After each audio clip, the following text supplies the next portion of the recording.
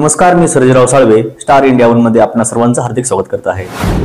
1.10 कोटींची शेअर मार्केटमध्ये फसवणूक, आंतरराष्ट्रीय टोळीचे सदस्य सायबर पोलिसांच्या जाळ्यात। शेअर मार्केटमध्ये मोठ्या नफ्याच्या आमिषानं गुंतवणूकदारांची 1,10,80,000 रुपयांची फसवणूक करणाऱ्या आंतरराष्ट्रीय टोळीच्या सदस्यांना सायबर पोलिसांनी अटक केली आहे। या टोळीत भारतीय आणि चीनचे गुन्हेगार सामील असून त्यांनी SMC ग्लोबल सिक्युरिटीज या नावाखाली व्हॉट्सअपवरून शेअर ट्रेडिंगमध्ये गुंतवणूक करून 20 ते 30% नफा मिळवून देण्याचे आश्वासन दिले होते। फसवणुकीचा पत्ता लावताना सायबर पोलिसांनी महावीर कांबळे सोलापूर, प्रवीण लॉह, शिवाजी साळुंखे आणि सागर कुलकर्णी यांना अटक केली आहे। यांच्या चौकशीतून राजेश राठोड उर्फ राजेंद्र भगीरथ सिंग राजस्थान हा कंबोडियातील कंपन्यांशी संपर्क साधून पैसे वर्ग करून परदेशात पाठवत असल्याचे समोर आले।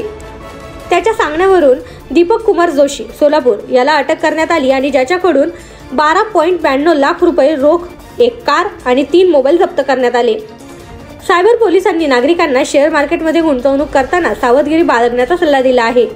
ही कारवाई पोलीस अधीक्षक राकेश ओला, अपर पोलीस अधीक्षक प्रशांत खैरे यांच्या मार्गदर्शनाखाली सायबर पोलीस निरीक्षक मोरेश्वर पेदाम, पोलीस उपनिरीक्षक योगेश चाहेर, पोलीस अंमलदार योगेश गोसावी, अभिजित अरकल, राहुल हुलसे, अरुण सांगळे, मोहम्मद शेख यांनी केली आहे।